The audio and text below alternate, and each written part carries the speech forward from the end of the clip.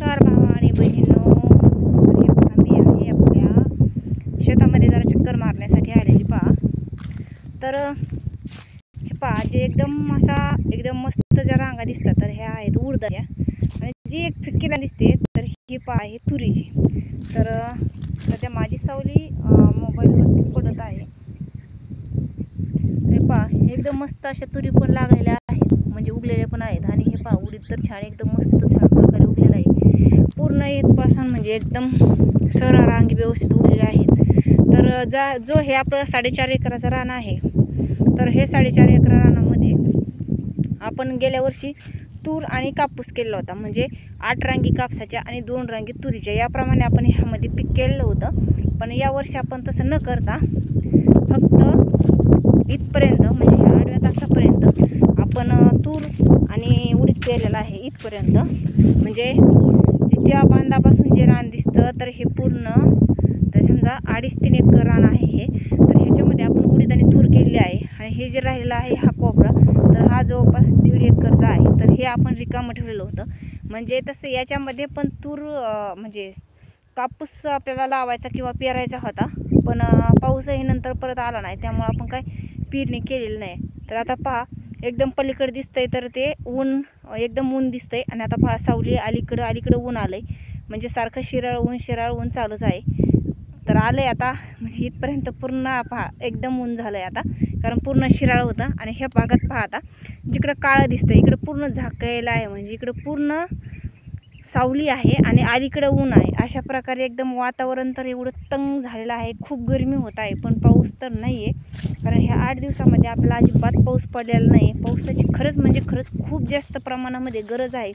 कारण 7 जूनला आपला शेतकऱ्यांचा पावसाळा चालू होतो नियमाने, पण आपल्याला 6 जूनलाच एवढा पाऊस झाला की पहिल्याच पाण्यामध्ये सगळ्या विहिरींना पण पाणी म्हणजे टिपटिप गळायला लागलं होतं. पण त्यानंतर जो पाऊस आखडला आहे, तर परत काय पावसानं तोंडच केलं नाही आहे. ते पूर्ण रान दिसतंय, पूर्ण झाकाळ आहे, एकदम मस्त अशा दोरीमध्ये लाईनी पण सगळ्या व्यवस्थित उगलेल्या आहेत एकदम भारीपैकी. तर आता खरंच खूप जास्त प्रमाणात गरज आहे पावसाची. कारण आत्तापर्यंत आमच्या शहरामध्ये प्रत्येक जणांच्या तुरीचं पीक जे आहे उडदामध्ये पेरलेलं, तर हे कुणाचंच आलेलं नाही आहे. सगळ्यांची तूर ही पाखरांनी खाऊन घेतलेली आहे. तर आता सर्व शेतकऱ्यांना डबल पेरणी करावं लागणार आहे. तर म्हणूनच मी आज चक्कर मारण्यासाठी आले. कारण हे पहा, तुम्हीच पाहू शकता, एकदम कोरडं रान दिसतंय, माती पण. कारण खरंच ह्या रानामध्ये जेव्हा आपण हा उडीद पेरला त्यावेळेस जरा म्हणजे माल उगण्यापुरती ओल होती, पण नंतर तर अजिबात पाऊस, त्यानंतर एक सापका शिपकासुद्धा आलेला नाही आहे थोडाफारसुद्धा. त्यामुळं अजिबात रानाला ओल पण नाही आहे सध्या. तर थोडंसं उकरून पाहू आपण खरंच ओल आहे की नाही म्हणून. तर पहा, एकदम कोरडी माती आहे हे पहा. तर अजिबात हे पहा, एकदम कोरडीच आहे, काळंच रान दिसतंय. कारण अजिबात ओल ह्या जमिनीला राहिलेली नाही. तरी पण एकदम उडदाचं पीक असं एकदम टवटवीत दिसतंय आत्तापर्यंत. पण सध्याला खूप अजून एक 4 दिवस हे पीक दम धरू शकतं. त्यानंतर ह्या माल पूर्णपणे माना टाकून याचं पूर्णपणे पाणी होऊन जाईल. ह्या माल राहणार नाही आहे, कारण एवढी मोठी खरंच मेहनत केली. पाऊस तर येणार, आभाळ तर खूप येत आहे, पण पाऊस तर येणार असं वातावरण झालेलं आहे आमच्याकडं. म्हणजे आमचा अहमदनगर जिल्हा, म्हणजे अहिल्यानगर आणि तालुका पाथर्डी. आमच्या पाथर्डीमध्ये काय आता सध्या पाऊस नाही आहे 8 दिवसापासून. कारण शिवार तर खूप मस्त हिरवं झालं आहे, सर्व पिकं हिरवे झाले पहा हे एकदम. आणि म्हणजे इथं गवत उगतं, तर हे गवत पण आता छोटं असं उगलेलं आहे. ह्याला पण जरा म्हणजे गरज आहेच समजा पाण्याची, कारण हे पण चांगलं सुकून चाललं आहे. तर आता हा कोपरा आपला राहिलेला आहे, कारण ह्या कोपऱ्यामध्ये आपल्याला कपाशी लावायची होती, पण आपण ती कॅन्सल केली. तर आता आपण करणार आहोत नंतर ज्वारी किंवा हरभरा त्याच्यामध्ये. कारण ह्या भागामध्ये हरणं जास्त आहे, तर हरणं कोणतंही पीक येऊ देत नाहीत. त्यामुळे आपण ह्या जरा पिकाचा प्लॅनिंग जरा बदलला. कारण आता जर तूर लावलेली असते तर तुरीचं जी लहानपणी तूर असते तर ती एकदम कडू लागते. त्यामुळे हरीण ह्या तुरीच्या पिकाला खात नाही. त्यामुळे आपण आता तूर आणि उडीद हा मिक्समध्ये पेरलेला आहे.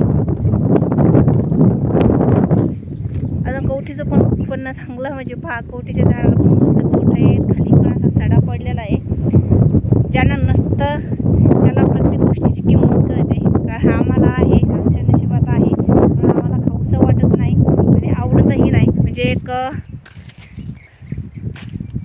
सगळं पूर्ण सडाच पडलेला आहे कवठांचा खाली एकदम मानाची पूर्ण कवठ आणि वरती पण तेवढेच आहेत. कारण सगळ्या कवठी आतापर्यंत सगळ्या कवठीचे झाडे होते पण ह्या कवठला कायमस्वरूपी कवठ अजून पण बरेचसे म्हणजे इथे शिल्लक आहेत. तर पहा भाऊ बहिणींनो शेतकऱ्यांचे काय हाल आहेत काय नाही.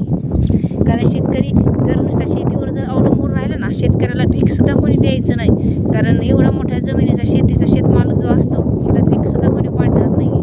आणि हो शेतकरी एक असा आहे जगाचा पोशिंदा जो किती पण गरिबीमध्येच राहिला ना तर कधी शेती विकून खात नाही. तर अशी परिस्थिती झाली आमच्या शेतकऱ्याची. कारण पाऊस तर खरंच नाही आहे. कारण आभाळ पण पहा अशा प्रकारचं झालं आहे पूर्ण शिराळ येते ऊन पडतंय पण पाऊस तर काय पडेनासा झाला आहे. गेल्या वर्षी पण कापूस नेमकं ज्यावेळेस दोड्याला आला त्यावेळेस अशीच परिस्थिती झालेली होती. खूप शेतकरी वाट पाहत होता पण जेव्हा पिकाचे निम्मं नुकसान झाले तेव्हा पाऊस आला. समजा आला तर थोडा टायमालाच आला होता तर शेतकऱ्याचं म्हणजे थोडं काळ तरी पीक हातामध्ये आलं तर आलं नंतर सुद्धा या कापसाला भाव नाही राहिला. लोकांनी बुकापुदडी ते पीक पण घालून टाकलं सरकारच्या हवाली करून दिलं. आता पण अशी परिस्थिती झालेली आहे. खरंच खूप म्हणजे खूप बिकट परिस्थिती शेतकऱ्याची. शेतकरी जीवन काही खरं नाही आहे. तर शेतकऱ्याला जर जोडधंदा जर काहीतरी असेल ना तर शेतकऱ्याचं खरं नाही तर शेतकऱ्याचं काहीही खरं नाही आहे. तर आता ही जमीन आहे माझी आणि आता हे आहे माझ्या वडिलांचं पीक. तर आता हे व्हिडिओ तर मी एकदा टाकलेला आहे. आता हे चिंचेच्या झाडापासून तर असेच पलीकडे चिंचेचे 14 झाडं आहेत मोठे मोठे. तर खूप मस्त पीक आलेलं आहे चिंचेचं पण. आणि त्यानंतर हा आहे पपईचा बाग. तर 1200 झाडं टोटल 1200 झाडं हे पपयांचे आहेत. पीक पण मस्त आहे. ट्रॅक्टरने सध्या मेहनत पण त्याच्यामध्ये केलेली आहे. ही पहा पाण्याची टाकी सर्व ह्या 2-2.5 एकरामध्ये 5 बोर पण आहेत घेतलेले. तर बोरला पण म्हणजे उन्हाळी पावसाळी हिवाळी कायमस्वरूपी तिन्ही ऋतूमध्ये पाणी चांगल्यापैकी असतं. म्हणजे मालाच्या भुकीपुरतं तरी पाणी म्हणजे एवढं हे जे 2.5 एकर रान आहे हे पूर्ण बागायती असतं उन्हाळ्यामध्ये सुद्धा. तर चला भाऊ बहिणींनो चला भेटू दुसऱ्या व्हिडिओमध्ये.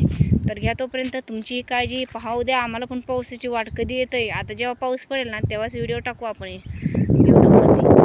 तर चला घ्या तुमची काळजी. बाय बाय धन्यवाद.